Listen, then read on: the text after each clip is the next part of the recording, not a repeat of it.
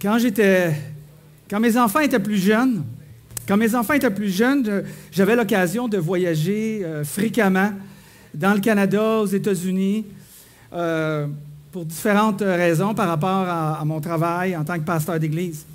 Puis, lorsque je revenais à la maison, mes enfants, ils étaient contents de me voir, mais ils avaient hâte que j'ouvre ma valise pour voir qu'est-ce que je les avais rapportés. Parce que je leur rapportais toujours une surprise, un chandail, une casquette, un jeu ou quelque chose que je sais qu'ils aimaient. Puis je leur rapportais toujours ça. Puis, à un moment donné, mes enfants ont grandi, mais on dirait que moi, je suis toujours resté avec l'habitude d'acheter des petites surprises, des petits cadeaux, des petits chandails, puis que je revenais. Puis à un moment donné, il était quand même assez vieux. Moi, je revenais toujours tout content de revoir mes enfants, puis de leur apporter des petits cadeaux. Puis à un moment donné, si je me souviens bien, c'était Tony qui m'avait dit, « Tu sais, Dad, parce qu'il m'appelle Dad, il dit, « Tu sais, Dad, il dit, on est rendu un peu plus vieux. Tu n'étais pas obligé de toujours nous amener des petits cadeaux quand tu reviens de voyage. » Puis vous savez quoi? Malgré que j'ai arrêté d'apporter des petits cadeaux à mes enfants, ils ont continué à m'aimer. Hein? Fait que je me suis dit, c'est donc bien incroyable comment que ma relation avec mes enfants n'est pas basée sur des petits cadeaux. Ma relation avec mes enfants est basée sur autre chose que sur cette idée-là que eux, je croyais peut-être qu'ils avaient, ils sont contents de me voir parce que je leur apporte quelque chose. Qu'est-ce qu'il y a pour moi quand mon père revient? Qu'est-ce que je peux en retirer de mon père? C'était absolument pas ça. Je vous dirais donc que si notre relation avec un Dieu, peu importe, le Dieu que je vous parle du christianisme aujourd'hui, peut-être le Dieu de vos vies, une autre religion, une autre dénomination, mais si c'est une vérité qui s'approprie à tout le monde.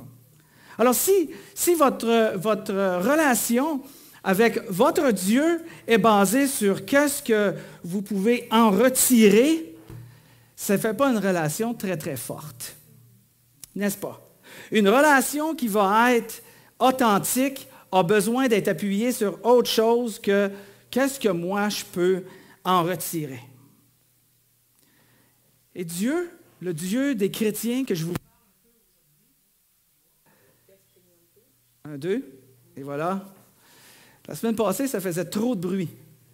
Là, ça n'en fait pas assez. On a tout changé les équipements, puis c'est fait le contraire. Alors Dieu nous a donné, puis je reviens à l'idée, Dieu nous a donné tout ce qui est nécessaire. Tout ce qui est nécessaire pour contribuer à une vie, à sa ressemblance, à une vie de bonheur, malgré les moments qui sont difficiles. Dieu a contribué à tout ce qui est nécessaire.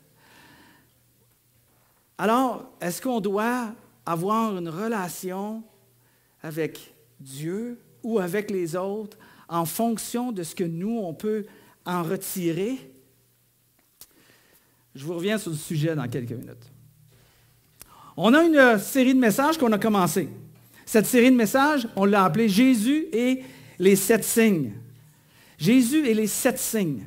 Où on prend cette idée-là, cette idée se retrouve dans l'Évangile de Jean, où l'apôtre Jean a écrit son livre, et il a écrit son livre de façon à ce qu'on puisse vivre l'expérience que lui a vécue. Lui a été celui qui a touché Jésus, qui a expérimenté Jésus. Alors, il veut qu'on vive cette même expérience-là. Pour arriver à vivre cette même expérience-là, il a dit, je vais écrire mon livre, et mon livre, je vais l'écrire de façon à ce que ça tourne autour de 7 signes que Jésus a fait. Alors, son agenda à Jean était clair, était précis. C'est le but de pourquoi il a écrit son livre, son évangile, et qui nous a rapporté aujourd'hui.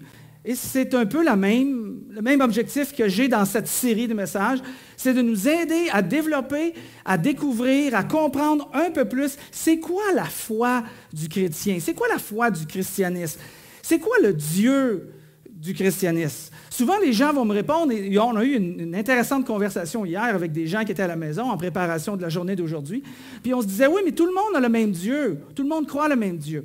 Et si je me fie à ce que Jésus a dit, si tu me vois, tu as vu le Père.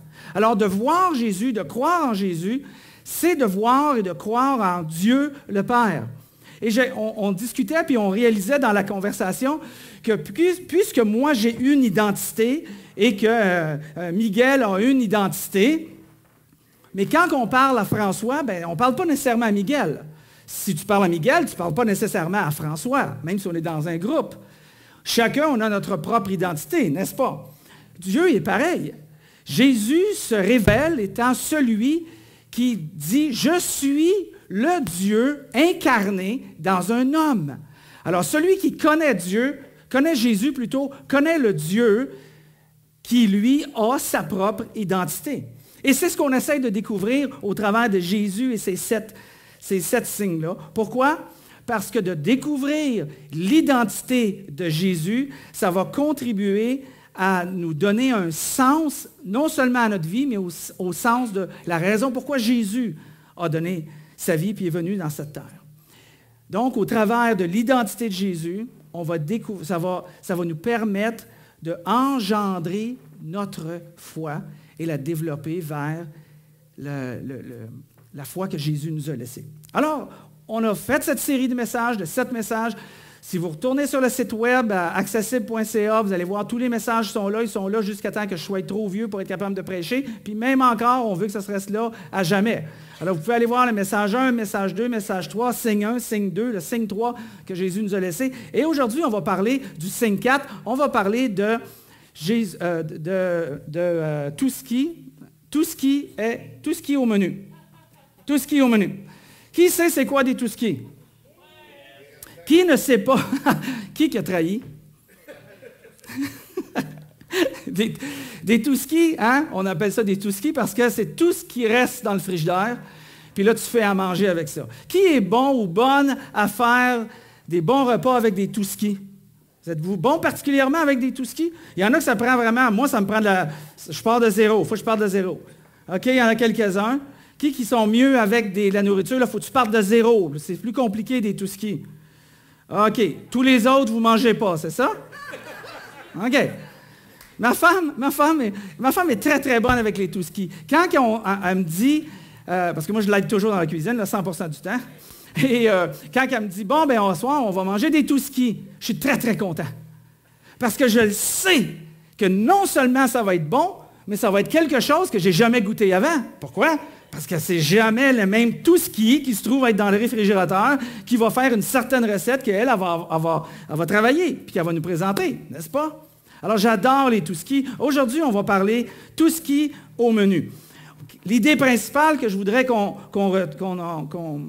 parte avec aujourd'hui, c'est qu'est-ce que je vais en tirer? Qu'est-ce que je vais en retirer que d'être un chrétien? Qu'est-ce qu'il y a en retiré que d'être un chrétien? Qu'est-ce qu'il y a en retiré que de suivre Jésus-Christ? Hein? Y a-t-il quelque chose pour moi là-dedans? Je n'y crois pas, je crois à moitié, je suis complètement contre. Qu'est-ce qu'il y a en retiré là-dedans? Une belle opportunité aujourd'hui. Une belle opportunité pour peut-être découvrir une facette de pourquoi un chrétien une personne veut devenir chrétienne et suivre Jésus. Je vais essayer d'expliquer un petit peu aujourd'hui.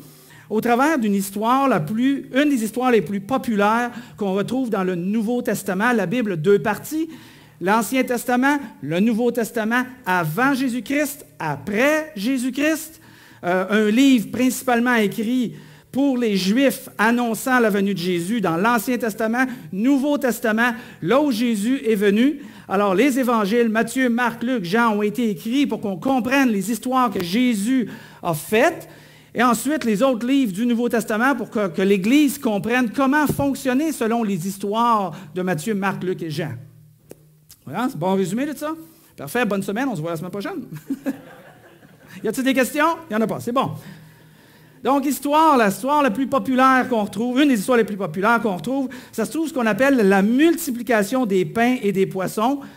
La multiplication des pains et des poissons qui a nourri plus de 5000 personnes. 5 000 hommes, plutôt. Allons-y exactement dans ce sens-là. 5 000 hommes à ce moment-là. Le contexte de l'histoire, Jésus part de la Palestine. Le chauffage, j'aimerais qu'on arrête le chauffage, s'il vous plaît. Jésus part de la Palestine, donc c'est ce qu'on appelle Israël, et il était au sud, et c'est ce qu'on appelle Jérusalem. Et là, il a monté, après 7 jours de marche, il a monté au nord, à la région qu'on appelle la Galilée, et il s'est rendu vers la mer de Galilée, à peu près 7 jours de marche.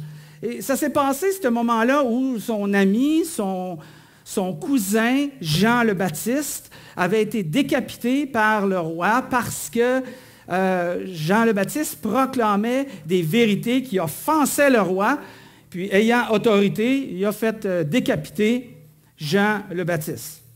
Jésus part, je ne sais pas pourquoi, peut-être qu'il vivait sa peine, peut-être qu'il était attristé. Jésus était un homme comme n'importe quel homme au sens de sa nature humaine. Il avait de la tristesse comme vous, comme moi.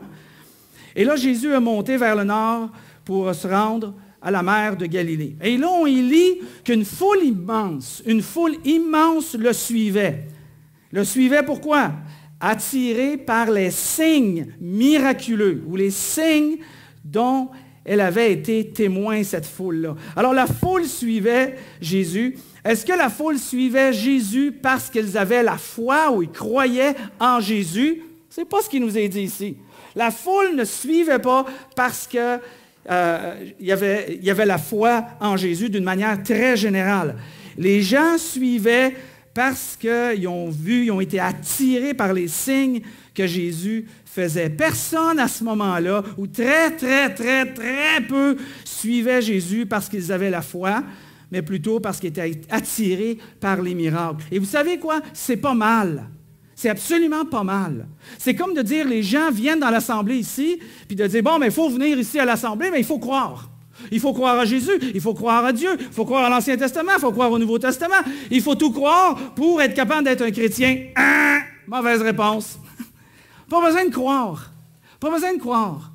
On est intrigué, c'est une bonne occasion de venir. On veut comprendre un peu plus le christianisme, bonne occasion de venir. On vient parce qu'il y a des baptêmes, bonne occasion de venir. Parce qu'il y a une consécration pour les enfants, bonne occasion de venir. Parce qu'au travers de ça, il y a des vérités fondamentales, simplement humaines, qui vont vous rejoindre et qui vont vous aider dans votre vie. Il y avait la foule qui était là, qui suivait Jésus. Jésus savait très bien que la foule était là, pas parce qu'il croyait en lui, mais parce que justement, il leur offrait des signes. Alors à un moment donné, Jésus est parti avec son groupe d'étudiants là, qui croyaient, ce qu'on appelle les apôtres, une douzaine de disciples qui étaient là, qui l'ont suivi pour aller à la montagne. Et là, il s'est assis dans une montagne, il s'est assis avec ses disciples.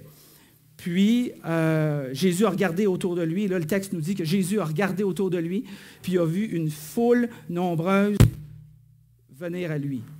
Je pense que je vais prendre le bâton. Hein? Je pense que ça sera une bonne idée parce que ça dérange beaucoup. C'est du nouvel équipement qu'on essaie d'utiliser, qu'on essaie de corriger depuis 3 semaines. Ça ne fonctionne pas. Merci. 1, 2. Et voilà. On n'aura plus de problème avec ça. Tout le monde est avec moi? C'est bon, excellent. Alors Jésus a regardé autour de lui, puis il a vu une foule nombreuse qui est venue à lui. Alors les gens qui étaient là, bien sûr, ils voulaient quelque chose. Ils voulaient quelque chose. Mais ils étaient plus en amour avec le miracle, les signes, ce qui est une réalité, qu'avec la personne qui accomplissait les signes, qui était Jésus-Christ. Alors, à ce moment-là, Jésus a demandé à un de ses étudiants, appelé aussi un disciple, il a dit à Philippe, Philippe, où c'est qu'on pourrait acheter assez de pain et de nourriture pour tout le monde? Hein? Où c'est qu'on pourrait acheter ça? C'est un peu, là. Il y a 5 000 hommes. T'es un petit peu, là. 5 000 hommes, tu veux qu'on aille acheter de la nourriture pour 5 000 hommes. Mais voyons donc, tous les McDonald's sont fermés. Le Béné n'est pas encore créé. Le buffet chinois n'est pas là. Puis on ne mange pas de porc. Hein, qu'est-ce qu'on fait à ce moment-là? Jésus, il dit qu'il a posé la question. Il a posé la question à Philippe pour voir qu'est-ce qu'il allait répondre, parce qu'en réalité, Jésus savait ce qu'il allait faire. Tu sais, des fois, si on est moindrement, on a une vie chrétienne, puis on est à la suite de Jésus depuis quelques mois, quelques années, on réalise que parfois, on peut demander des choses, mais que Dieu ne va peut-être pas répondre immédiatement de la manière qu'on voudrait qu'il réponde, n'est-ce pas? Hein? C'est comme, des fois, ça fait comme pas de sens. Ce qu'on vit ne fait pas de sens. Pour Dieu, ça fait du sens. Mais ce qu'on vit à nous, ça ne fait pas de sens. Mais il veut qu'on le découvre que ça va faire du sens. Parfois, c'est justement, il veut agrandir notre foi. Il veut nous amener d'enfants à adultes. Hein? Il va nous éprouver. Il va travailler avec nous dans cette direction-là. Alors, Jésus savait très bien. Alors, Philippe, lui qui s'est fait poser la question, répond, il dit, juste rien que pour donner à chacun un petit morceau de pain, il faudrait au moins 200 pièces d'argent, lui répondit Philippe. Mais qu'est-ce qu'il est en train de répondre, Philippe? Philippe, c'était le mathématicien du groupe. Puis, Philippe a dit, en d'autres mots, si on fait la conversion de l'époque à aujourd'hui, c'était l'équivalent à peu près de 8 mois de salaire. Philippe dit, voyons, même si on aurait tout l'argent, il faudrait donner 8 mois de salaire pour acheter de la nourriture pour tout le monde. Fait que j'aime le rationnel. Le rationnel embarque. Là. On va réfléchir à la situation. Attends, Jésus, là, il y a quelque chose que tu n'as pas compris. Assis-toi tranquille, là, moi je suis mathématicien. Philippe dit, là, je vais t'aider à calculer combien ça va nous coûter, puis je ne sais pas où est-ce qu'on va prendre cet argent-là. Hein? Fait qu'à ce moment-là, il y a un autre disciple qui était là, un autre ami de Jésus, un autre étudiant qui était André. Puis il dit, écoute, on a peut-être une solution, là. Elle n'est pas très, très grosse, la solution, mais je me demande qu'est-ce qu'André avait en tête quand il a dit, on a un jeune garçon ici qui a 5 pains puis 2 poissons. OK. Je ne comprends pas trop ta réponse, André. On est 5000 hommes. En réalité, 5000 hommes, si on se fie, puis c'est vraiment homme au sens masculin que le texte nous dit, si on calcule qu'ils sont venus peut-être avec leurs femmes, si on calcule qu'il y avait 1, 2 enfants, peut-être 3, peut-être 1, peut-être 5, mettons qu'on fait une moyenne de 4, on y avait à peu près 20 000 personnes qui étaient là. Qu'est-ce que tu penses qu'on va faire avec 5 pains et 2 poissons? Peut-être je me suis posé la question à ce moment-là qu'André, peut-être s'est dit, peut-être que Jésus va faire un autre de ces petits trucs. Il y a peut-être un petit quelque chose là, qui est caché en dessous de la couverte. Là. Il y a un plan B. Il y a toujours un plan B avec Jésus. Là. On n'est jamais dans le corner. Là. On n'est jamais mal pris. Là.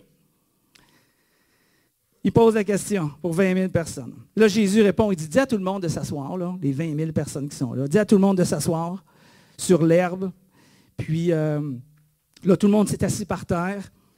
Puis là, Jésus a pris le pain, les 5 pains, 2 poissons. Il a fait ce qu'il fait tout le temps. Il a remercié Dieu pour cette nourriture. 5 pains, 2 poissons. T'sais, si on a pas assez, des fois, on a de la difficulté, nous. Hein? Moi, j'ai de la difficulté, des fois, à remercier Dieu. Hein? Il me manque quelque chose. T'sais. Des fois, je suis irrité de quelque chose, puis quand c'est le temps de repas, je demande à ma femme de prier. Parce que j'ai l'impression qu'elle va connecter, pas moi en ce moment. Là, parce que je suis un peu frustré dans mon cœur. Là, t'sais. Fait qu'elle a prié, puis pendant qu'elle prie, moi, je suis là. Amen. Fait que, mais Jésus, lui, il sait ce qu'il fait. Il sait ce qu'il fait. Fait qu'il remercie Dieu. Il remercie Dieu pour la nourriture qu'il a là. Puis là, il commence à la distribuer. 5 pains, 2 poissons.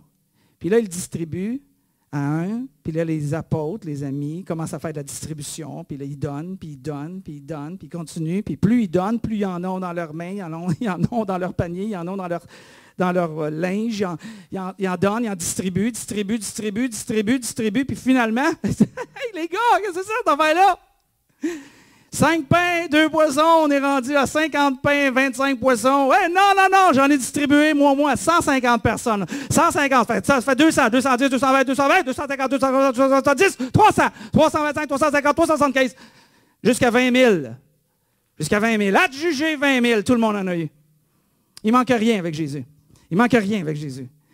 Tout ce qu'on a besoin, il nous l'a donné. Puis il va nous le donner. 20 000 personnes ont été nourries. Puis là, il dit, ramassez les morceaux aussi. Et quand ils ont ramassé les morceaux, ils ont ramené 12 paniers de ce qui restait du départ des 5 pains, 2 poissons. Il y en avait même qui restaient. Qu'est-ce qui est arrivé? Le signe prend place.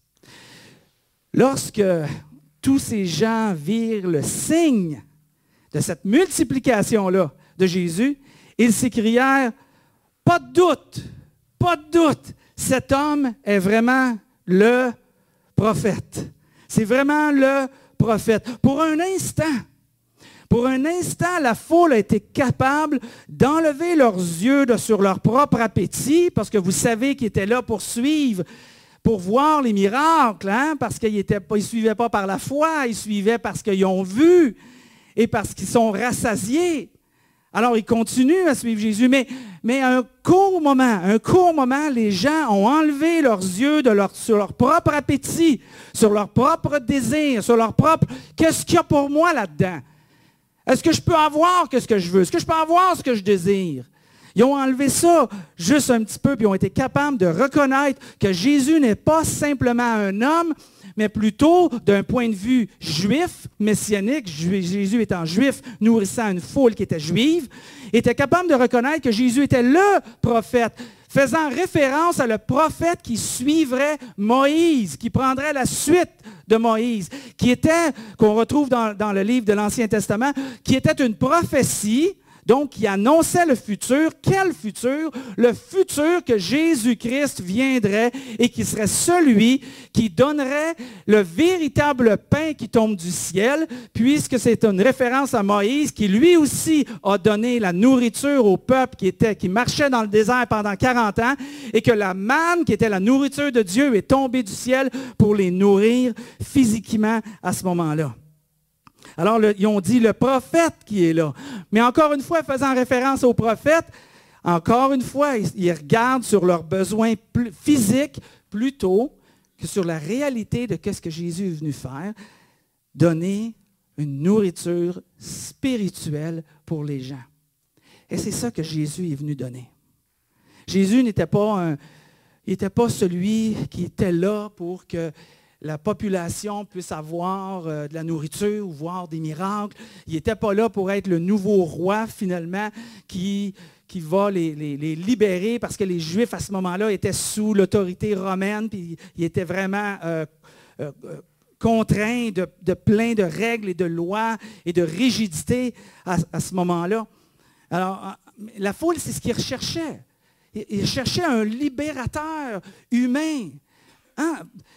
Et vous savez, Jésus dit souvent, regardez pas là, regardez pas à la libération humaine, lève les yeux vers moi, lève les yeux vers moi pour ton besoin, lève les yeux vers moi pour tes souffrances, lève les yeux vers moi pour tes projets, pour ton futur, pour ton avenir, pour le besoin de ta famille, de toi, de tes enfants. Lève les yeux vers moi.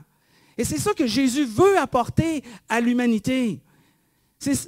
Il veut apporter une consolation puis une force qu'on ne peut pas retrouver aucunement ailleurs. Mais les gens à ce moment-là, les Juifs qui étaient là, ont voulu agir autrement. Ils ont voulu dire, hey, on a enfin un libérateur, quelqu'un qui est fort, qui va nous conduire. Et c'est pour ça que le texte continue en disant, mais Jésus, sachant qu'ils allaient l'enlever de force pour le proclamer roi, se retira de nouveau tout seul dans la montagne. La foule qui était là voulait que Jésus soit le nouveau roi.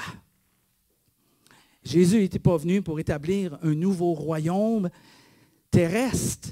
Il est venu établir un royaume céleste. Et l'humanité, la population aujourd'hui, ne sachant pas cette réalité-là, on recherche souvent un Jésus qui va combler à nos besoins immédiats, comme nous on le veut. Ce qui va combler notre appétit personnel, au lieu de regarder vraiment à la réalité de ce que Jésus veut faire dans notre vie à nous, la transformation qu'il veut faire, une transformation profonde qui commence dans l'intérieur de notre corps et dans notre corps, et dans notre cœur et dans notre âme et dans notre esprit, pour simplement quelque chose qui est très éphémère, très temporaire. Donne-moi une nouvelle job, donne-moi de l'argent, donne-moi de la santé. Donne-moi une opportunité. Est-ce que Dieu méprise ça? Absolument pas. Est-ce qu'il veut que tu aies un nouveau char? Ben oui, je demande à Dieu qu'il me donne un nouveau char quand c'est le temps d'acheter un nouveau char. Puis je veux qu'il soit en bon état, puis je veux un bon deal à part de ça. Il n'est pas contre ces choses-là. Il n'est pas contre qu'on ait des sous. Il n'est absolument pas contre qu'on ait une belle opportunité. Il n'est pas contre qu'on ait une belle famille, des enfants en santé, puis nous-mêmes en santé. Il n'est pas contre ces choses-là. Mais il veut qu'au travers de ces choses-là, on comprenne bien qu'il y a quelque chose de beaucoup plus grand, beaucoup plus profond, beaucoup plus éternel, qui se trouve cette révélation-là de la présence de Jésus-Christ dans la vie d'un individu qui vaut bien plus que toutes ces affaires-là. Ces choses-là vont mourir, vont périr, vont rouiller, vont disparaître. Mais est-ce que ton âme va vivre pour l'éternité dans la présence de Dieu, avec Jésus-Christ et avec tous les autres qui ont cru par la foi en Jésus? Ça, c'est l'essentiel du message que Jésus va apporter. Jésus dit, vraiment, vraiment, je vous l'assure, si vous me cherchez, ce n'est pas parce que vous avez compris le sens de mes signes. Les gens ne comprenaient pas le sens de ce que Jésus a fait. Ils voulaient juste être nourris. J'essaie de nous partager ce matin. Jean nous donne, l'évangile de Jean, ce passage-là, pour nous nourrir, pour pas juste nous nourrir, mais pour qu'on comprenne le sens du signe. Et non pas parce que vous avez mangé du pain ou que vous avez été rassasiés. La multiplication des pains et des poissons, ce n'est pas le point du signe de Jésus, le miracle de Jésus.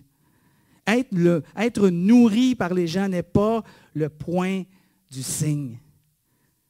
Le point du signe que Jésus veut nous montrer, il dit ça d'une autre manière, toujours dans le contexte de nourriture. Il dit, travaillez, non pour la nourriture périssable, ce que les énumérations que je vous ai données, le travail, la vie, les enfants, c'est correct ça. Mais il y a plus que ça. Travaillez non pour la nourriture périssable, mais pour celle qui dure, pour la vie éternelle. Celle qui dure pour la vie éternelle. Vous savez quoi? J'ai fait des statistiques et j'ai fait des grandes recherches. Puis avec toutes mes recherches, puis toutes mes conclusions, puis je pense que je ne me trompe pas, savez-vous quoi? Quel est le pourcentage de gens qui vont mourir? C'est ça. 100% des gens vont mourir. 100% des gens vont mourir. Sachant cette réalité-là, qui n'est qu'une transition de cette vie à une autre vie, pourquoi pas transitionner vers la vie éternelle, c'est-à-dire la vie dans la présence de Christ et de Dieu pour l'éternité, sans peur, sans peine, sans douleur, sans souffrance, plein soulagement. Pourquoi pas envisager cette opportunité-là que Jésus offre à chacun d'entre nous? Alors, il dit, travaillez pas pour la nourriture, mais pour celle pour celle qui donne la vie éternelle. Alors, quelle est cette nourriture pour laquelle qu'on est invité à suivre? C'est celle-ci. Jésus répondit, moi. Moi, je suis le pain qui donne la vie. Ça, c'est le signe que Jésus a voulu donner quand il a fait cette multiplication-là. Moi, Jésus dit, moi, je suis le pain, la nourriture, pas simplement qui va te faire vivre 8 heures de plus ou 12 heures de plus jusqu'à ton prochain repas, mais je suis la nourriture que tu vas manger, puis une fois que tu l'as mangé, juste une fois, tu n'auras plus faim, tu n'auras plus besoin de revenir à la table. Tu vas manger moi par la foi, croire en moi, que je suis Jésus, le Dieu incarné, que je donne ma vie pour toi, que tout ce que tu as à faire, c'est de croire en moi. Ou bien en commençant en disant « Suis-moi si tu ne crois pas, puis on verra après si tu te mets à croire, mais suis-moi au moins. » Jésus dit « Moi je suis la vie. Moi, je donne la vie. » Et vous savez quoi? Il me semble que c'est une belle invitation. Il me semble que si je vous dis, j'ai une nourriture, et la nourriture que j'ai préparée aujourd'hui, elle est magique, chaque personne qui va le manger ici aujourd'hui n'aura plus jamais besoin de manger après. Je pense que mon gars dirait, un de mes gars en tout cas, dirait « Ouais ». Parce qu'il trouve toujours que c'est une perte de temps, lui. D'autres qui diraient « Oh, mais moi, j'aime ça manger. J'aime ça le goût. Tu sais? Moi, j'aime ça manger. Mais imaginez-vous que tu aurais pu le besoin. Tu aurais pu le besoin. C'est salé une fois pour tout. C'est un peu ce que Jésus nous offre ici. Mais à ce moment-là, même avec cette belle invitation-là, l'histoire nous raconte qu'à partir de ce moment-là, au lieu que les gens commencent à suivre davantage, encore plus en nombre, parce qu'il y avait des foules qui le suivaient, le texte nous dit, l'histoire nous raconte que beaucoup de personnes abandonnèrent et cessèrent de l'accompagner à ce moment-là. Pourquoi? Parce qu'ils n'avaient pas qu'est-ce qu'ils voulaient. Qu'est-ce qu'ils pouvaient, eux, en retirer personnellement, leur appétit personnel. J'ai commencé en disant que la relation que j'ai avec mes enfants n'est pas appuyée parce que sur qu'est-ce qu'eux vont en retirer. On a une bonne relation, une relation authentique, parce qu'elle n'est pas justement basée sur qu'est-ce que moi je te donne, qu'est-ce que tu vas en retirer d'être avec moi. Quand on est avec des gens, qu'est-ce qu'on va en retirer, personnellement pour nous, ça ne donne pas une relation saine et bonne. Alors les gens, la même chose, qu'est-ce qu'il y avait pour eux? Et ils se sont abandonnés, ils l'ont laissé, puis ont arrêté de le suivre. Ça a commencé justement là, à séparer les gens qui suivaient Jésus parce qu'il était le Fils de Dieu, puis ils commençaient à croire, versus ceux qui étaient là juste parce qu'ils étaient nourris. Dieu a tellement plus à donner. Pour chacun d'entre nous, il y a tellement plus à donner. Croyons, croyez, regardez, explorez la vie chrétienne. Découvrez qu'est-ce que Dieu veut vous donner, peut vous donner, le sens de la vie qu'il peut faire avec chacun d'entre nous.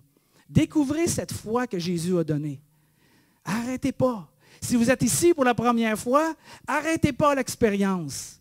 Continuez, venez ici, allez dans une autre église, ouvrez une Bible, faites-vous expliquer, rencontrez quelqu'un, explorez l'idée.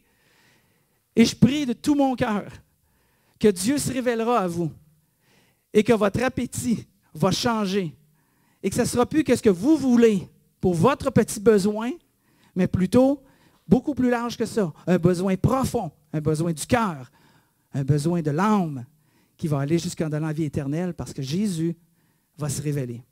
Et c'est mon désir pour chacun d'entre vous.